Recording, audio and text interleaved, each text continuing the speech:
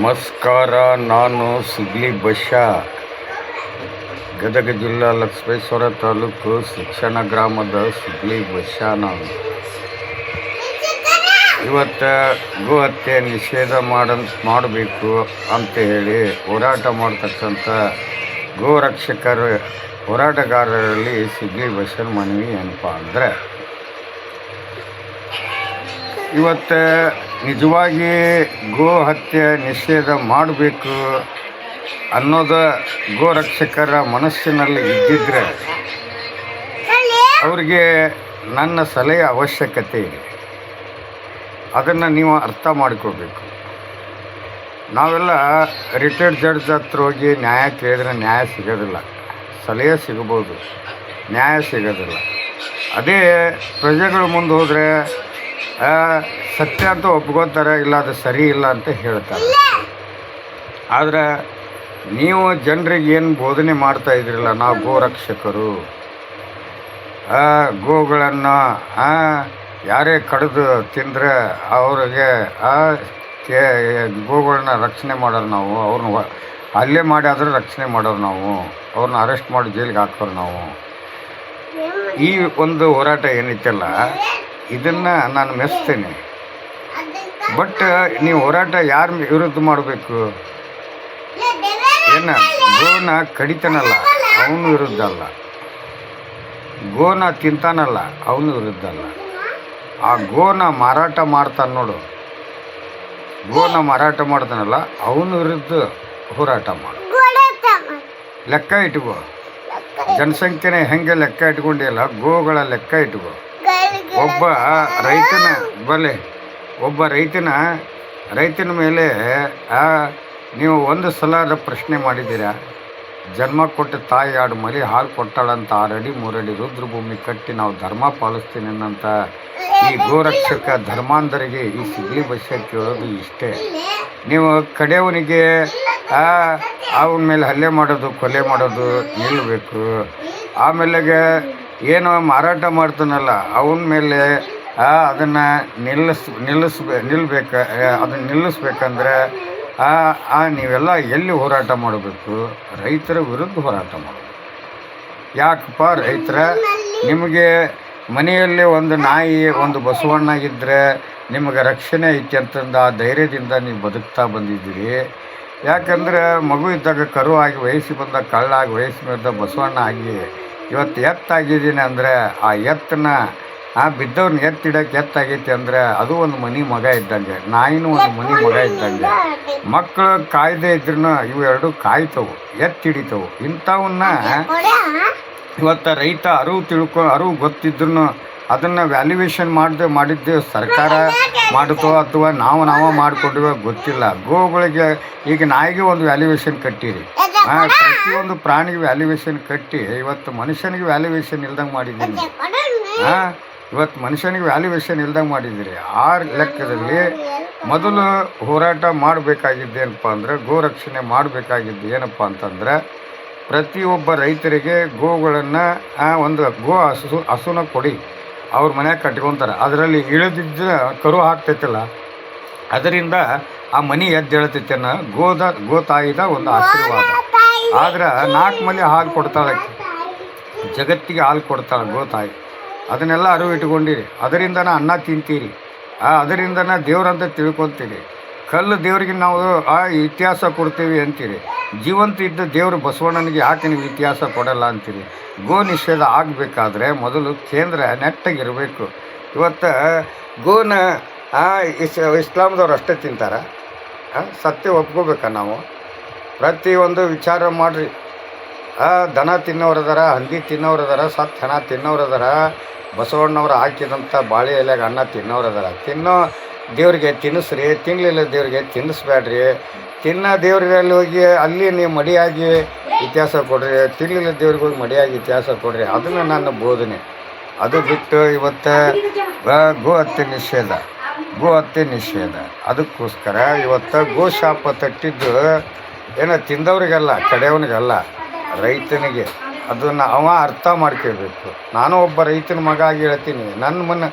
ನೀನು ಹೆಂಗೆ ರೈತನ ಮಗ ಆಗಿ ಹೇಳ್ತೀವಿ ಅಂದರೆ, ನಮ್ಮ ಅಪ್ಪಂದು 3 ಎಕರೆ ಜಮೀನಿದೆ.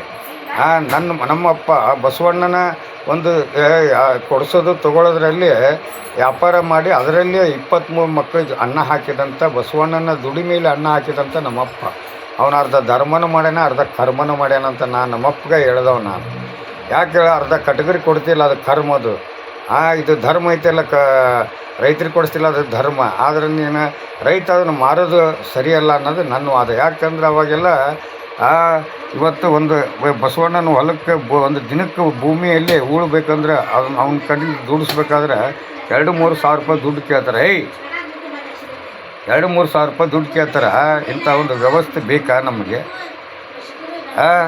ಇವತ್ತು ಅದಕ್ಕೋಸ್ಕರ ನಾನು ಕೇಳೋದು ಏನಪ್ಪ ಅಂದ್ರೆ, ಕೇಂದ್ರ ಸರ್ಕಾರ ಗೋ ಹತ್ಯೆ ನಿಷೇಧ.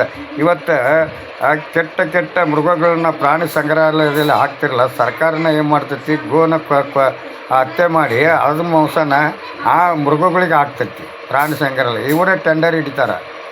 ಎಂತಿಂಥ ಒಂದು ಗೋ ಹತ್ಯೆ ಮಾಡಿ ಅದರಿಂದ ದುಡ್ಡು ಮಾಡೋಂಥ ಇವತ್ತು ಇಸ್ಲಾಮ್ದವ್ರು ಅಷ್ಟೇ ಅಲ್ಲ, ಬೇಕಾದಷ್ಟು ಅದಾರ. ಅಂಥವ್ರ ಮೇಲೆ ಕೇಸ್ ಹಾಕು. ಅದಕ್ಕೆ ನಾನು ನಿಮಗೆ ಗೌರವ ಕೊಡ್ತೀನಿ. ಗೋ ಹತ್ಯೆ ನಿಷೇಧ ನಂದು ಮೊದಲನೇ ಹೋರಾಟ. ಅರ್ಥ ತಿಳ್ಕೊ. ನನ್ನ ಮನೆಯಲ್ಲಿ 2 ಬಸವಣ್ಣ ಸತ್ತು, ಜೀವಂತವಾಗಿ ಸತ್ತು, ಬೆಂಕಿ ಹತ್ತಿ ಸುಟ್ಟು, ಹಚ್ಚಿದ್ರು ಅಥವಾ ತಾನೇ ಹತ್ಕೊಂತ ಗೊತ್ತಿಲ್ಲ, ಸುಟ್ಟು ಸತ್ವ. ಆ ಬಸವಣ್ಣನ 2 ನನ್ನ ಮನೆ ಒಳಗಡೆನ ನಮ್ಮ ತಂದೆ ಅಲ್ಲೇ ದಪ್ಪನ ಮಾಡಿ ಅದೇ ಮನೆ ಒಳಗಡೆನ ನಾವು 12 ಜನ ನಮ್ಮ ತಾಯಿಗೆ ಜನ್ಮ ಕೊಟ್ಟಂಥ ತಾಯಿ ಆ ಜಾಗದಲ್ಲಿನ ಅಂಥ ಬಸವಣ್ಣನ ಗದ್ದಿಗೆಯಲ್ಲೇ ಹುಟ್ಟಿ ಬೆಳೆದಂಥ ಬಸ್ಯ ನಾನು.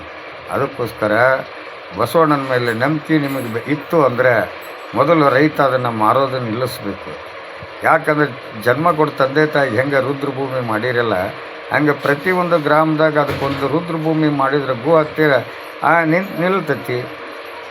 ಅವಾಗ ನೀವು ಹೋರಾಟ ಮಾಡಿರಿ. ಯಾರು ತಿಂತಾರೋ ಅವ್ರ ಮೇಲೆ ಕೇಸ್ ಹಾಕ್ಕೊಡ್ರಿ, ಅಂಥವ್ರನ್ನ ಹೊರಗಡೆ ಇಡ್ರಿ. ಇವತ್ತು ಸೆರೆನ ಊರ ಒಳಗಡೆ ಮಾರೋದು ಅಲ್ದೇ ಈಗ ಆನ್ಲೈನ್ ಮುಖಾಂತರ ಸೆರೆನ ಮಾರಾಟಕ್ಕೆ ಮಾಡಕತ್ತಾರೆ. ಯಾಕಂದ್ರೆ ನಮ್ಮ ಹೆಂಡ್ರು ತಾಜ್ ಮಹಲ್ಲಾಗ ಇರತ್ತೀವಿ, ನಿಮ್ಮ ಹೆಂಡ್ರು ಹೊಡೆದಾಡಿ ಸಾಯಿರಿ ಅಂತಂದು ಇವತ್ತು ಸರ್ಕಾರ ಇಂಥ ನೀತಿಗೆಟ್ಟ ಒಂದು ಆದೇಶ ಮಾಡೈತಿ. ಇದನ್ನು ಎಲ್ಲರೂ ವಿರೋಧಿಸ್ಬೇಕು ನೀವೆಲ್ಲ. ಯಾಕಂದರೆ ಒಂದು ಮಾಂಸ ಆಗಲಿ, ಒಂದು ಮದ್ಯಪಾನ ಆಗಲಿ, ಒಂದು ಯಾವುದೇ ಒಂದು ನಿಷೇಧದ ವಸ್ತುಗಳಾಗಲಿ 1 ಕಿಲೋಮೀಟ್ರ್ ಗ್ರಾಮದಿಂದ 1 ಕಿಲೋಮೀಟ್ರ್ ದೂರದಲ್ಲಿದ್ದರೆ ಅಲ್ಲೋಗಿ ನಿಷೇಧ ಮಾಡಿ ಮನೆ ಬರ್ರಾಗ ನಿಷೇಧ ಎದುರಬೇಕು. ಇಂಥ ಒಂದು ಸರ್ಕಾರ ಆದೇಶ ಮಾಡಬೇಕು. ಇಂಥ ಒಂದು ವ್ಯವಸ್ಥೆಗಳನ್ನ ಹೊರಗೆ ಬಯಲಿಗೆ ತರಬೇಕು. ಇವರೇನಿಲ್ಲ ಮನೆಗೆ ಆನ್ಲೈನ್ ಅಂತ ಹೆಂಡ್ರಿಗೆ ಕೂಡಿಸಿ ನಾವು ಎಲ್ಲರನ್ನೂ ಮಕ್ಕಳನ್ನೆಲ್ಲ ಇನ್ನೂ ಋತುಮತಿ ಆಗೋದಕ್ಕಿಂತ ಮುಂಚೆ ಅತ್ಯಾಚಾರಕ್ಕೆ ಒಳಪಡಿಸಿ ನಾವೆಲ್ಲ ಕಳ್ಕೊಬೇಕು. ಇವತ್ತು ನಮ್ಮ ಮಕ್ಕಳ ಜೀವನ ಹಾಳಾಗ್ತಾಯಿದೆ. ನಮ್ಮ ಮಕ್ಕಳು ಜೀವನ ಹಾಳಾಗ್ತಾಯಿದೆ. ಅದನ್ನು ನೀವು ನೋಡಿ ಸಂತೋಷ ಪಡ್ತೀರಿ. ಯಾಕೆ ಹೇಳಿ, ಜೀವನ ಹಾಳಾದ್ರೆ ನಿಮಗೆ ಕೇಸ್ಗಳು ಹಾಕವು, ಅದರಿಂದ ನಿಮ್ಮ ಜೀವನ ನಡೀತೈತಿ, ನಮ್ಮ ತೆರಿಗೆ ದುಡ್ಡು ಬರ್ತೈತಿ, ನಿಮ್ದು ಎಲ್ಲನೂ ಆಕೈತಿ. ಇವೆಲ್ಲ ನಿಲ್ಲಬೇಕಾದ್ರೆ, ಇವೆಲ್ಲ ಒಳ್ಳೇದಾಗಬೇಕಾದ್ರೆ, ಸಮಾನತೆ ಬರಬೇಕಾದ್ರೆ, ಅಪ್ಪ ಅಮ್ಮಗೆ ಹುಟ್ಟಿದ ಮಕ್ಕಳಾಗಿದ್ದರೆ ನಿಜವಾಗಿ ಈ ಒಂದು ವ್ಯವಸ್ಥೆಗೆ ಕೈ ಹಾಕಿ. ಇವತ್ತು ಈ ಸಿಗ್ಲಿ ಬಸ್ಸ ನಾನು ಕರ್ಮನ ಮಾಡಿದ್ದೀನಿ, ಧರ್ಮನೂ ಮಾಡಿದ್ದೀನಿ. ಆದರೆ ಕರ್ಮನ ಅಳಿತಾನ ಬಂದುಬಿಟ್ಟೆ ನಾನು. ಈಗ ನಾನು ಚೊಕ್ಕ ಧರ್ಮ ಅಂತದೀನಿ. ಸತ್ಯನೇ ಹೇಳ್ತೀನಿ, ಸತ್ಯ ಬಲ್ಲದು ಬೇರೆ ಏನು ಹೇಳಲಾರಿ. ಹೇಳೋದೆಲ್ಲ ಸತ್ಯ. ಯಾಕಂದರೆ ಇವು 2 ಅವಳಿ ಜೋಳಿ ಮೊಮ್ಮಕ್ಕಳು ಬರೀಲಿ ಇವರು ಇಲ್ಲಂದ್ರೆ ಕುತ್ಕೊಳ್ಳಿ. ಇವರು ಇಬ್ಬರು ನನ್ನ ಮೊಮ್ಮಕ್ಕಳು. ನನ್ನ ಹೆಂಡತಿ ಮುಸ್ಲಿಮ್ ಹೆಂಡತಿ ಹೊಟ್ಟೆಯಲ್ಲಿ ಹುಟ್ಟಿದಂಥ ಮಕ್ಕಳಿವರು. ಆಕೆ ಹಿಂದೂದವನ ಜೊತೆಲಿ ಓಡೋಗಿ ಮದುವೆ ಆದ, ಲವ್ ಮಾಡಿ. ಆದರೆ ಆಕೆಗೆ ಹೇಳಿದ ಪ್ರಕಾರ ನಾನು ಮದುವೆ ಮಾಡಿಕೊಟ್ಟೆ. ಈಗ ಆಕೆಗೆ 3 ಮೊಮ್ಮಕ್ಕಳು, ಗಂಡು ಮೊಮ್ಮಕ್ಕಳು. ಏನೇ ಏನ್ಲಿ ನಿನಗೆ ಯಾರು ಒಳ್ಳೆಯವ್ರು ಹೇಳು? ನಾವು ಒಳ್ಳೆಯವನಾ? ನನ್ನ ಹೆಸರೇನು? ಹಾಂ ಕರೆಕ್ಟ್ ಹೇಳಿ, ಜೋರಿಗೆ ಹೇಳ. ನೀ ಹೇಳಿ. ನಾನು ನೀವ್ಯಾರು? ಪವ್ಯಾರ. ನಿನ್ನ ಹೆಸರಿಲ್ಲ? ಪ್ರಶಾಂತ್. ನಿಮ್ಮ ತಮ್ಮನ ಹೆಸರೇನು? ಯಶವಂತ. ಆವಾಜ್ ಕಮ್ಮಿ ಮಾಡಿರಲಿ, ನನಗಿಂತ ಫಾಸ್ಟ್ ಇದಿರಲ್ಲ ಮಕ್ಕಳು. ದೊಡ್ಡವಾಗೇನು ಮದುವೆ ಮಾಡಲಿ ಅವನಿಗೆ ಮದುವೆ ಮಾಡೋದು ಮದುವೆ ನೀ ಆಗ್ಬೇಕನ್ನ ಯಾರು ಮದುವೆ ಹಾಕಿಲ್ಲ ನೀನು ಏ ನನ್ನ ಹೆಂಡತಿ ನೀ ಮದುವೆ ಹಾಕಿಲ್ಲ ನೀ ಹಾಕ್ಯ ಮತ್ತು ಅಕ್ಕಿ ಅಂತೆಲ್ಲ ಇರ್ತಿಲ್ಲ ನಿನ್ನ ಫೋನ್ ಎಲ್ಲ ಹಾಕಿದೆ ಕಸ್ಕೊಂತಿದ್ದಿ ಕೇಸ್ ಹಾಕ್ತೀನಿ ನೋಡಿ ಅಕ್ಕಿ ಫೋನ್ ಕೊಟ್ಲ ಅದು ನಿನ್ನ ಕೈಯಾಗ ಏ ಶಾಂತ ಪಪ್ಪಿ ಕೊಡು ಆತಿಗೆ ಕೊಡ್ತೀನಿ ಬಾ ಕೊಡೋದಿಲ್ಲ ಫಸ್ಟ್ ಹೌದಲ್ಲೇ ಅಂದರೆ ನಾನೇನು ಚಂದ ಕೊಡ್ಬೇಕು ನನಗೆ ಆಹಾ ಹಾಂ ಈ ಕಡೆ ನಾ ಯಾರು ಅಜ್ಜ ಬಸಪ್ಪಜ್ಜ ಯಾವ ಬಸಪ್ಪಜ್ಜಿಲ್ಲ ಬರೀ ಬಸಪ್ಪಜ್ಜ ಮತ್ತೇನಂತಾರೆ ನನಗೆ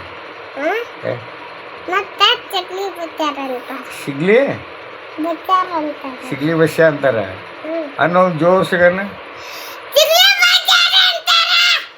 ಸಿಗ್ಲಿ ಬಸ್ಸ ಅಂತಾರನ ಯಾಕೆ ನಾನು ಹೋರಾಟ ಮಾಡ್ತೀನಿ ಹೌದು ನೀ ದೊಡ್ಡವಾಗಿ ಏನು ಬೇಕು ನಿನಗೆ ಏನು ಬೇಕಲ್ಲ ನಿನಗೆ ಅಜ್ಜನಿಂದ ಮೊನ್ನೆ ಹೆಂಡತಿ ಮಕ್ಕಳು 3 ಮೊಮ್ಮಕ್ಕಳು ಗಂಡು ಒಬ್ಬಾಕಿ ಇಸ್ಲಾಂದವ್ನ ಮದುವೆ ಆಗಲಿ ಒಬ್ಬಾಕಿ ಕುರುಬ್ರವ್ನ ಮದುವೆ ಆಗಲಿ ಅವ್ರವ್ರ ಹಣೆ ಬಾರ ನಾವೇನು ಮಾಡೋಕ್ಕಾಗಿತ್ತು ನಮ್ಮ ಅಪ್ಪನು 2 ಮದುವೆ ಆದ ಒಬ್ಬಾಕಿ ವೀರಶೈವಕ್ಕೆ ಒಬ್ಬಾಕಿ